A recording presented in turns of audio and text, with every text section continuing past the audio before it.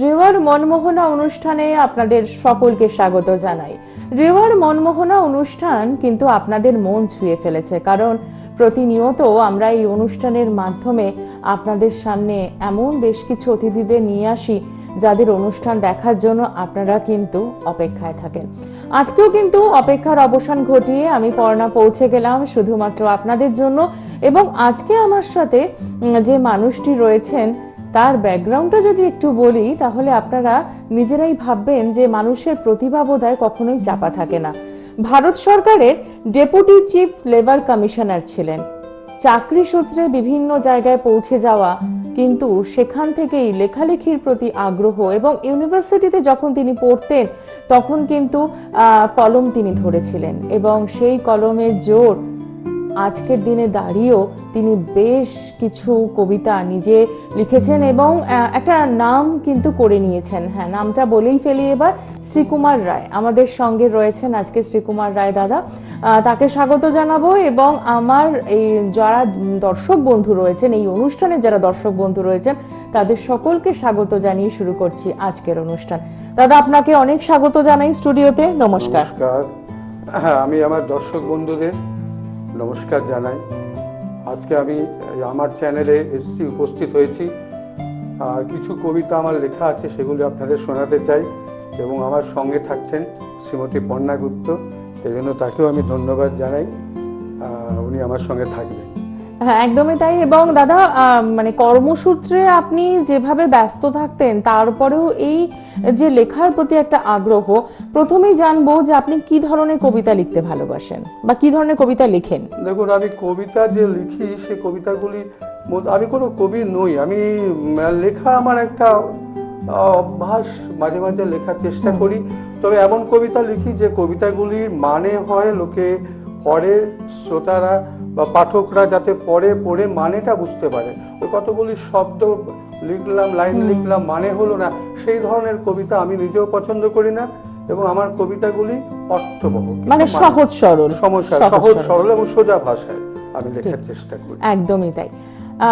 আমরা সত্যি তাই, এখন অনেক জটিল ভাষা দেখতে পাই, অনেকে মানে বুঝতে পারি না, যার জন্য অনেকেই কবিতার প্রতি কিন্তু আগ্রহ আমরা হারাই। কিন্তু শ্রীকুমার দার আজকের স্বরচিত কবিতা আমরা শুনবো, তাহলেই বুঝতে পারবো যে ভাষার সহজ সরল দিয়েও কিন্তু মানুষকে অনুপ্রাণিত করা যায়। আপনি কি নিয়মিতভাবে আবৃত্তি করেন দাদা? না, আমি কোনো বাচিক শিল্পী নই, আমি কোনো আবৃত্তি করি না, করিও নি।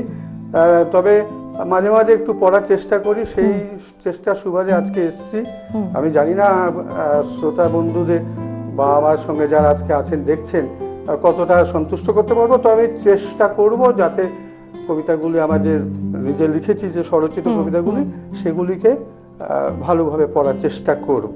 একদমই তাই। এবং আজকে আমরাও কিন্তু অপেক্ষায় রয়েছি দাদার স্বরচিত কবিতা শোনার জন্য। দাদা, কি কি স্বরচিত কবিতা আজকে পড়ে শোনাবেন আমাদের? প্রথমে আমি কবিগুরু রবীন্দ্রনাথ ঠাকুরের একটা কবিতা আমি যেটা লিখেছি, তার উপরে রবীন্দ্রনাথ ঠাকুরকে প্রণাম জানিয়ে আমি সেই লেখার কবিতা পড়ব।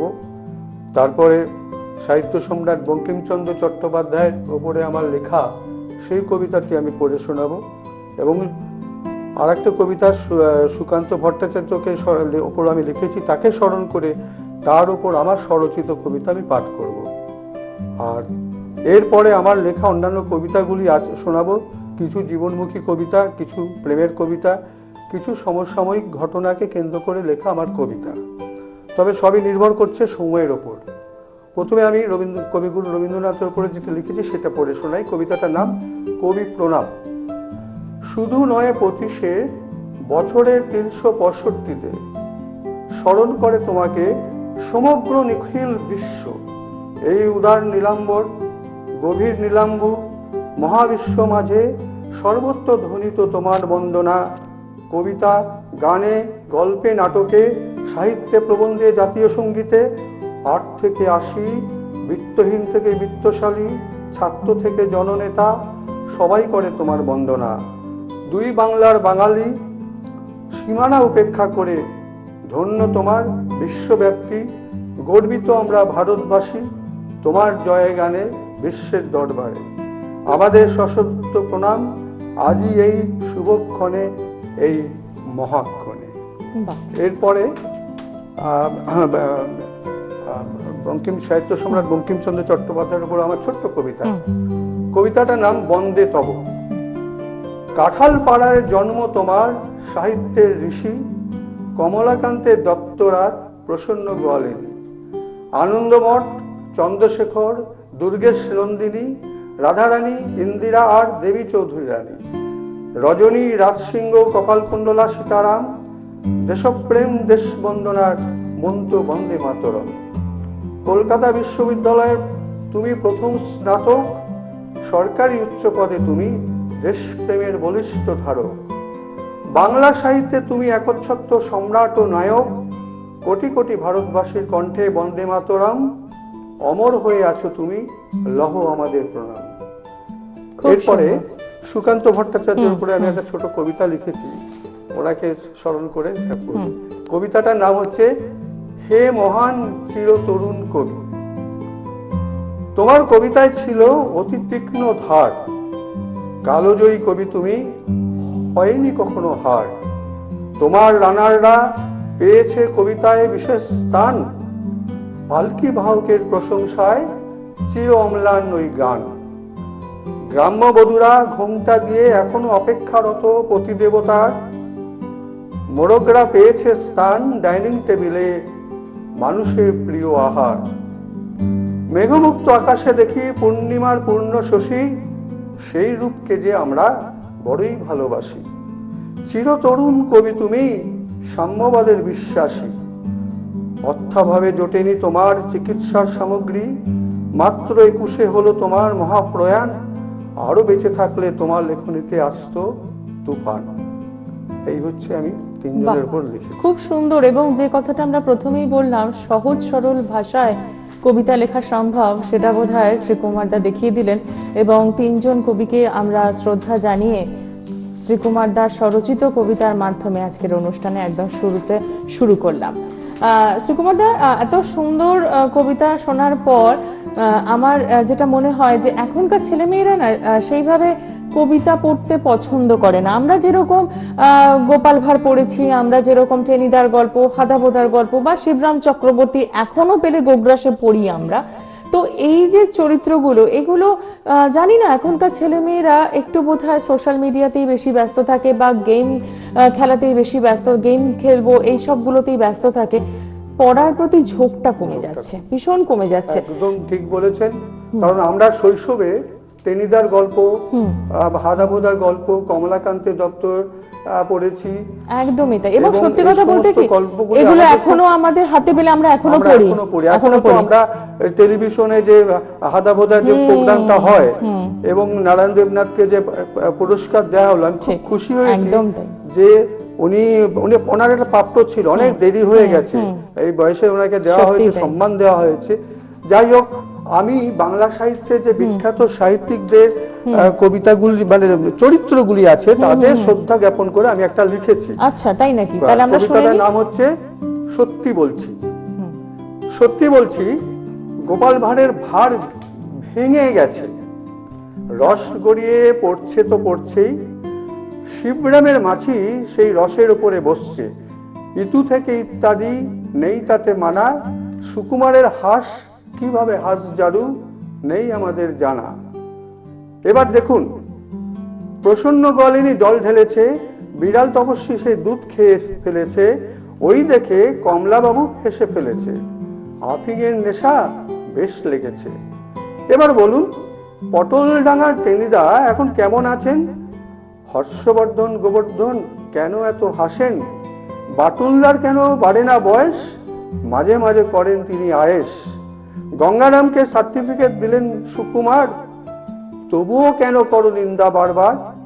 এবার শুনুন, পিসে মশাইয়ের ঘুম কেড়েছে ওই শালার দুই পো, একটি পরে পিছলে আরেকটি ধরে গো, হাদাবোদা এখনো দৌড়ায় বইয়ের পাতার সাথে, তবে সত্যি বলছি এনারা চিরজীবী আমাদের হৃদ মাঝে।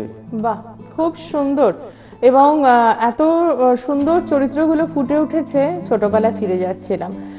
আচ্ছা শ্রীকুমারদা, আপনি তো কর্মজীবনে ভারত সরকার লেবার কমিশনের পোস্টে ছিলেন, শ্রমিকদের অনেক কাছ থেকে আপনি দেখেছেন, ওদের উপর কিছু লেখা রয়েছে আপনার? হ্যাঁ, আমি শ্রমিকদের উপরে আমি কবিতা লিখেছি। আচ্ছা। কারণ আমি নিজে লেবার কমিশনার ছিলাম এবং এবং তাদের প্রতি আমার লক্ষ্য ছিল বরাবর তারা ঠিক মতন মজুরি পান কিনা, সরকারের ন্যায্য মজুরি, ন্যূনতম মজুরি, এবং যারা কাজ করে কর্মজীবনে তারা ঠিক মতন সুযোগ সুবিধা পাচ্ছে কিনা, বা তাদের প্রভিডেন্ট ফান্ড গ্র্যাচুইটি আছে কিনা, এবং রিটায়ার হয়ে গেলে গ্র্যাচুইটি পাচ্ছে কিনা, ইএসআই পাচ্ছে কিনা, প্রভিডেন্ট ফান্ড বোনাস তারা পাচ্ছে কিনা, এবং তারা কেউ যদি কর্মচ্যুত হয় অন্যায়ভাবে তাতে যাতে না হয় তার জন্য আমরা দেখাশোনা করেছি। যাই হোক, শ্রমিকদের নিয়ে আমার একটা কবিতা লেখা।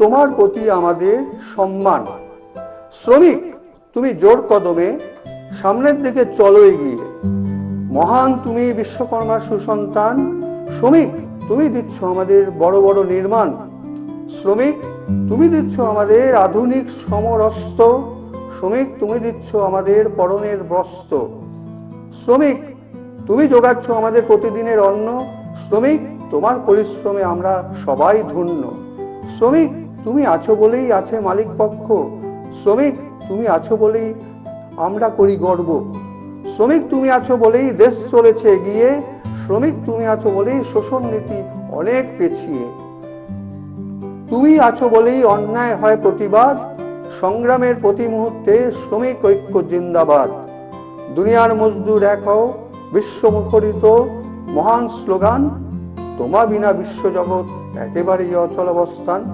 তোমাকে জানাই আমরা আমাদের সশ্রদ্ধ সম্মান।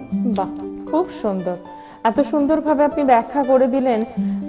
সত্যিই তো শ্রমিক বন্ধু যারা থাকেন তারা হয়তো সেই প্রাপ্য সম্মানটুকু পান না, কিন্তু আমাদের জীবনে, আমাদের সমাজ জীবনে চলার পথে কিন্তু তাদের অবদান কোনোভাবেই আমরা অস্বীকার করতে পারি না। খুব ভালো লাগলো আজকে একদম জলজান্ত উদাহরণ দিয়ে, কারণ আপনি দীর্ঘদিন তাদের সাথে কাটিয়েছেন। বর্তমানে আমরা দেখি যে আমরা যতই বলি না কেন, নারী কিন্তু এখন অবলার জায়গায় নেই, নারী এখন সবলা, কারণ আমরা ঘরে বাইরে সমানভাবে কাজ করি এবং সব দিকটাই সামলাতে পারি, কিন্তু তা সত্ত্বেও বেশ কিছু সমস্যা কিন্তু থাকে মহিলাদের। তো সেই সামাজিক সমস্যার প্রেক্ষাপটে মহিলাদের নিয়ে কিছু লেখা রয়েছে দাদা আপনার? হ্যাঁ, আপনি ঠিকই বলেছেন, মহিলাদের অনেক সামাজিক সমস্যা আছে। এই ধরুন, নারী স্বাধীনতা যে আমরা বলে থাকি, নারীদের স্বাধীনতা কোথায়? ছোটবেলায় তারা মা বাবার অধীনে, একদম মাঝ বয়সে তারা স্বামীর অধীনে, শেষ বয়সে তারা সন্তানের অধীনে। তো নারী স্বাধীনতা আমরা কোথায়? এছাড়া আমরা দেখি এখন কন্যা ভ্রূণ হত্যা, যেটা খুব ব্যাপকভাবে ছড়াচ্ছে। আমরা অনেকেই এখনো যারা আছে তারা মনে করে কন্যা হচ্ছে একটা সমাজের বোঝা, এবং নারীদের পথে ঘাটে যে একা চলাফেরা করে সেখানেও তারা নানানভাবে তাদের সম্মান লুঠিত হয়। অনেক দুষ্টু মানুষ আছে যারা তাদের নিয়ে করে। এই নিয়ে আমি লিখেছি। আমি একটা কবিতা পড়ে শোনাচ্ছি। কবিতাটার নাম হচ্ছে ভ্রূণ হত্যা পড়ে। আচ্ছা। মা মা আমি দেখলাম না পৃথিবীর আলো, মা মা আমি তোমার সেই অপরিণত কন্যা, আমাকে ডাক্তার করেছিল একদিন হত্যা, তুমি কিন্তু দাওনি বাধা, দেখলাম না একদম কান্না, বাবার চেহারায় ছিল না কোনো দুঃখ বা বিষাদ, হয়তো পেয়েছিলে তখন মুক্তির স্বাদ, তোমরা ভেবেছিলে পেয়েছি মুক্তি, কন্যা বিদায় হয়েছে সাপ মুক্তি, নানান ধরনের আরো কত সব অকাঠ্য যুক্তি। আচ্ছা মা, তুমি কিভাবে করলে আমাকে বিদায়, যে পৃথিবীর দেখেনি আলো তার কি এসে যায়, বাবা তো পুরুষ, হতেই পারে তার নারী বিদ্বেষ, তুমি তো স্নেহময়ী মা, সন্তানের প্রতি ভালোবাসার সন্দেশ, তুমি কারো কন্যা, কারো স্ত্রী, কারো মাতা, তোমার প্রতি কি ছিল, আমার প্রতি কি ছিল না তোমার মায়া মমতা? আমি তো বড় হয়ে হতে পারতাম লক্ষ্মী সাইগল বা ঝাঁসির রানী, অথবা তরু দত্ত, মাতঙ্গিনী হাজরা বা রাসমণি রানী, হতে পারতাম ব্যাংকের চেয়ারপারসন অথবা দুর্বা ব্যানার্জি। তোমার কিসে মনে হলো নারীদের নেই সেই শক্তি? আমি পৃথিবীর দেখলাম না আলো, বাতাস, আকাশ, ওরা কিন্তু চায়নি আমার এই সর্বনাশ। বিদায় বেলায় বলছি এরকম করোনা ভুল, প্রকৃতি দেবী হবেন রাগান্বিত, অবস্থা হবে প্রতিকূল। এটা আমার একটা হঠাৎ মনে পড়েছে, যে মেয়েদের হত্যা করছে, সেই উপলক্ষে সেটাকে এ করে আমার এটা একটা প্রতিবাদ বলতে পারুন, বা যাই বলুন, এটা আমি একটা লিখেছি। খুব সুন্দর। আর একটা জিনিস, নারীরা এখন নিজেদের বাঁচার জন্য এগিয়ে আসা উচিত। কোনো পুরুষ মানুষ সচরাচর আমি দেখি না যে কোনো নারীকে সম্মান, তার এ হচ্ছে সম্মান, এ হচ্ছে হানি হচ্ছে, কোনো পুরুষ মানুষ এগিয়ে আসছে খুব কম। আর মহাভারতে যেমন দ্রৌপদী নিজের রক্ষা নিজে করেছিলেন, তার পার্শ্বে তো চুপচাপ বসেছিলেন, দেখছিলেন। তা সেটা নিয়ে আমি একটা কবিতা লিখেছি, খুব ছোট্ট কবিতা, শুনে নেব আমরা। এখন দরকার দ্রৌপদীদের। আমি করি প্রতিবাদ, আমি চাই প্রতিরোধ, বন্ধ হোক এই অত্যাচার, চারিদিকের অত্যাচারী নপুংসকদের সর্বগ্রাসী করাল থেকে মুক্তি পাক, সুবিচার হোক ওই ধর্ষিতাদের, যারা খুঁয়েছে মানমর্যাদা, লুণ্ঠিত তাদের নারীত্ব সতীত্ব। হে ঈশ্বর, তোমার সৃষ্টি মানুষ হারিয়েছে আজ মনুষ্যত্ব।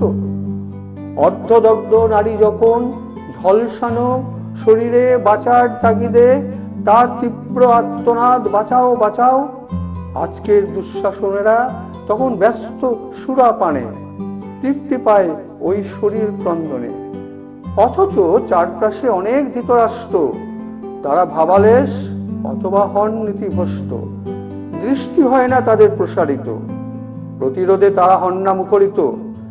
এখন দরকার আজকে দ্রৌপদীদের, যারা লজ্জা নিবারণ করে ধরবে অসি, দুঃশাসনদের করবে নাশ, পরাবে গলায় রশি। যারা লজ্জা নিবারণ করে ধরবে অসি, দুঃশাসনদের করবে নাশ, পরাবে গলায় রশি। এইটা আমার একটা মহিলাদের উপর আমি একটা লিখেছি, মহিলাদের সামাজিক অবস্থানের উপর একটা সুন্দর দুটো পরপর কবিতা আমরা শুনলাম। একটু বোধহয় পরিবেশটা ভারী ভারী লাগছে, তাই না? তো সেই পরিবেশটাকে একটু কাটানোর জন্য এবার আমরা চলে যাব রোমান্টিক কবিতায়। শ্রীকুমার দা, আপনার রোমান্টিক কবিতা কি রয়েছে তা আপনার সংগ্রহশালা থেকে একটা যদি আমাদের শোনান। হ্যাঁ, মানুষের জীবনে রোমান্টিক তো একটা বড় জিনিস, প্রেম একটা বড় জিনিস, এবং সবাই সেই প্রেমে আসক্ত হয়। আমরা যদি সবসময় প্রতিবাদ করি, সবসময় যদি করি, তাহলে তো আমাদের যে মনের মধ্যে যে একটা রোমান্টিজম, সেটা তো আসছে না।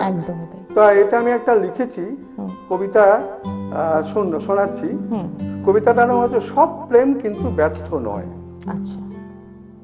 তোমার ছবিটা রং দিয়ে আঁকতে চেয়েছিলাম, কিন্তু বারে বারে চেষ্টা করেও মনের মতন হয়নি, তাই ছবিটা আর আঁকা হয়নি। তবে মনের মধ্যে গেঁথে আছে তোমার ছবি।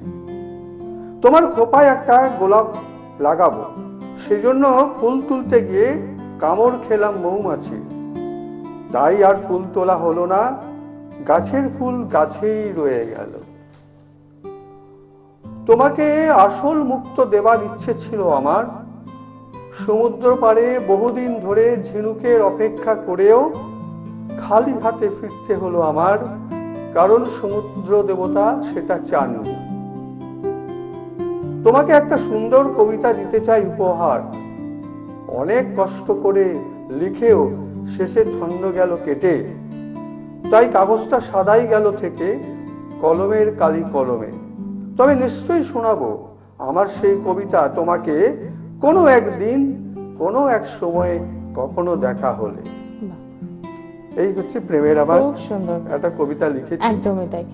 এতক্ষণ আমরা কিন্তু যে কটি কবিতা শুনলাম সবগুলোই কিন্তু শ্রীকুমার দাস স্বরচিত কবিতা। শ্রীকুমার দা, আপনি এই কবিতাগুলো কোনো বইয়ের আকারে প্রকাশ পেয়েছে, মানে কবিতার বই আপনার কিছু বেরিয়েছে? কর্মজীবনে তো করার আমি কোনো সুযোগ পাইনি, তখন তো চূড়ান্ত ব্যস্ততা, তো আমি ছিলাম। যাই হোক, আর অবসরের পর চারখানা কবিতার বই আমি লিখেছি, আর একটা বই দিয়েছি নতুন হতে। আমার চারটে কবিতা, বই নামগুলি হচ্ছে যথাক্রমে মেঘা তোমার জন্য, আচ্ছা, এই একটা মেঘা তোমার জন্য, আর একটা বই এখন দরকার দ্রৌপদীদের, সেটা আমি ভুলে ফেলে এসেছি। আচ্ছা, আনেননি। আচ্ছা, আমরা নিশ্চয়ই অন্য একদিন দেখে নেব। আর একটা বই হচ্ছে মননে ও স্মরণে, বাহ, এই একটা কবিতা। এই বইটার মধ্যে কিছু বিখ্যাত মানুষদের স্মরণ করে তাদের উপর আমার কবিতা লেখা। বাহ। যেমন রবীন্দ্রনাথের কবিতাটা পড়লাম, বঙ্কিমচন্দ্রের উপরে পড়লাম, সুভাষচন্দ্রের উপরে পড়েছি আছে কবিতা, নজরুলের উপরে আছে, বিবেকানন্দের উপরে আছে, এরকম মনীষীদের উপর। তারপরে আপনার শরৎচন্দ্র চট্টোপাধ্যায়, মাইকেল মধুসূদন, এনাদের উপরে আছে। খুব সুন্দর। আর একটা কবিতা লিখেছি সংকলিতার উপর। আচ্ছা, এই একটা বই, 4টে বই। আর একটা বই আমার খুব শীঘ্রই প্রকাশ হবে, বাহ। দেখা যাক কত তাড়াতাড়ি ওটা প্রকাশ একদম। করতে পারি। খুব সুন্দর। এতক্ষণ আমরা শ্রীকুমার দার সাথে গল্প কবিতায় ছিলাম। এবার একটু জানিয়ে দিই, আপনারা যারা আমাদের এই অনুষ্ঠানে সরাসরি যোগদান করতে চাইছেন তারা কি করবেন। 8336060464 এবং 8820715790 এই নাম্বারে অতি অবশ্যই ফোন করছেন। এবং বন্ধু, মনে আছে তো, শুধুমাত্র স্টুডিওতেই যে আসতে হবে তা নয়, দূরের বন্ধু যারা রয়েছেন তারা যদি মনে করেন বাড়ির থেকেও কিন্তু রেওয়ার মনমোহনা অনুষ্ঠানে যোগদান করতে পারেন। তার জন্য কি করতে হবে? অতি অবশ্যই আমাদের ফোন করতে হবে। একদম শেষ মুহূর্তে আমরা রয়েছি অনুষ্ঠানে। শ্রীকুমার দা, আপনার পছন্দের যে কোনো একটি কবিতা শুনবো ছোট্ট করে। পছন্দের তো অনেক কবিতা আছে, তবু আমি একটা বলি। আমি এবং আমার স্ত্রী সম্প্রতি আমাদের করোনা হয়েছিল এবং করোনা হয়ে আমরা হাসপাতালে ভর্তি ছিলাম।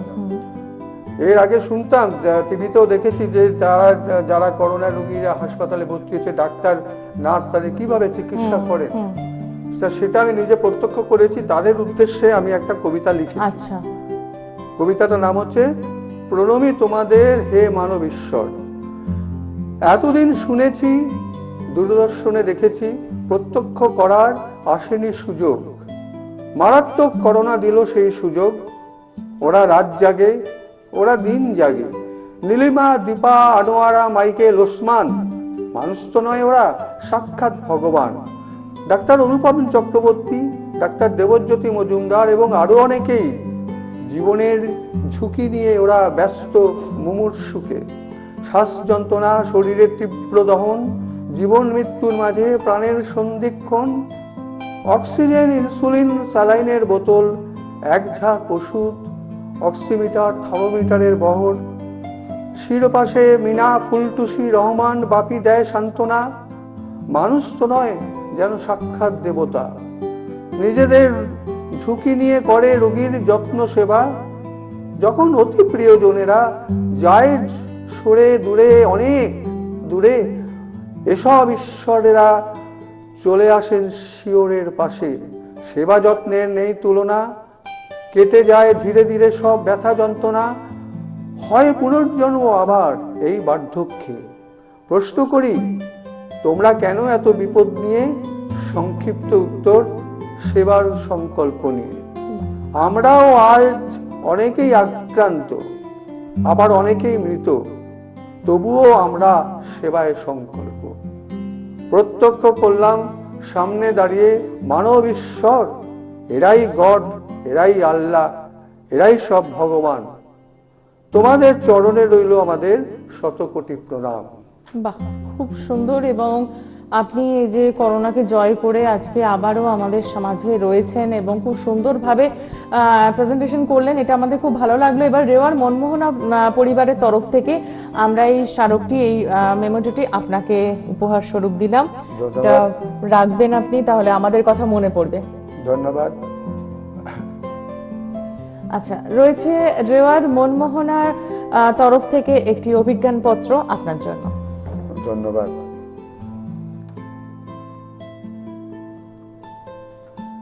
এটাই থাকবে সারাদিন, একদমই সারা তাই, জীবন। একদমই। হ্যাঁ, থ্যাংক ইউ। রয়েছে রেওয়ার একটি পত্রিকা, এই আচ্ছা, পত্রিকাটি বাহ, বাহ, পড়বেন, আশা করি খুব ভালো লাগবে। নিশ্চয়ই, নিশ্চয়ই। এবং আজকে আমাদের এই অনুষ্ঠানে আপনি এসেছেন, যোগদান করলেন এবং আপনার স্বরচিত অনেকগুলো কবিতা পরপর আমরা শুনলাম। এবং সবচেয়ে বড় কথা, অত্যন্ত সহজ সরল ভাষায় আপনার লেখা। যেটা আপনি বললেন শ্রীকুমার দা, যে আপনি এমনভাবেই লেখাটা চেষ্টা করেন যাতে সাধারণ মানুষের বোধগম্য হয়। আমি চেষ্টা করি যে কবিতাতে যেটা লিখছি কার জন্য, কবিতাটা তো আমার জন্য নয়, কবিতাটা হচ্ছে পাঠকের জন্য, যারা পড়বে, যারা বুঝতে পারবে, তাদের ভালো লাগবে। এবং ওই একবার না, বারে বারে হয়তো পড়বে, পড়ে মানেটা তারা বুঝতে যখন পাবে তখন ভালো লাগে। আমরা অনেক কবিতা পড়ি, অনেক কবিতার আমরা না মানে বুঝতে পারি না, তখন আমাদের এটা ইন্টারেস্টটাও হারিয়ে ফেলি আমরা। তখন একঘেয়েমি লাগে। এবং আমি দেখেছি কবিতা যারা লেখেন তাদের একটু সচেতন হওয়া উচিত। এটা অবশ্য আমার মত, আমি কাউকে আমার মতামত জোর করে চাপাবো না, এবং প্রত্যেকের নিজস্বতা রয়েছে এবং সেখানে বলাটাও বাতুলতা। চেষ্টা করেছি আমি যাতে কবিতার ভাষাগুলো খুব সহজ সরলভাবে লেখা যায় এবং মানুষের পড়ে আনন্দ পায়, বোঝে। একদমই তাই। এবং পরপর আমরা আজকে প্রায় 7-8টা কবিতা শুনলাম, প্রত্যেকটাই শ্রীকুমার দা যত্ন সহকারে লিখেছেন এবং প্রত্যেকটি ভাষা কিন্তু সহজ সরল, মানে আমরা প্রত্যেকেই পড়লে বুঝতে পারবো। এবং আমার মনে হয় এই যে আমরা বলি না পাঠকরা এখন আগ্রহ হারিয়ে ফেলে পড়ার থেকে, এটাও একটা কিন্তু কারণ যে আমি বুঝছি কতটা মানে বুঝতে পারছি। তাই অত্যন্ত সহজ সরল ভাষা নিয়ে আজকের এই অনুষ্ঠান ছিল। কেমন লাগলো আজকের পর্ব নিশ্চয়ই জানাবেন। আজকে অনুষ্ঠান এখানেই শেষ করব। শ্রীকুমার দাকে অসংখ্য ধন্যবাদ জানাই আমাদের স্টুডিওতে আসার জন্য, এবং আপনারাও আমাদের সঙ্গে ছিলেন তার জন্য অসংখ্য ধন্যবাদ জানাই। আমার 3টে বই আর যেটা আছে সামনে আপনাকে দিচ্ছি, আপনি বইগুলো পড়বেন। এটা আমার কাছে মানে পরম প্রাপ্তি, আর আমি বই পড়তে ভীষণ ভালোবাসি। আর বই অসংখ্য ধন্যবাদ। আর একটা বই দিতে পারতাম কিন্তু বইটাই তো আমি, ওটা ডিউ থাক, ওটা আমি পরে নিশ্চয়ই কালেক্ট করে নেব আপনার কাছ থেকে। খুব ভালো থাকুন শ্রীকুমার দা, এবং দর্শক বন্ধু আপনারা সকলে খুব ভালো থাকুন। শেষ করছি আজকের অনুষ্ঠান। আমি সমস্ত দর্শক এবং আপনাদের ধন্যবাদ জানাচ্ছি, নমস্কার জানাচ্ছি। ভালো থাকবেন। এই বছরটি সবে শুরু হলো, সবাই আমরা সুস্থ থাকি। একদম একদম, সকলে ভালো থাকুন। নমস্কার।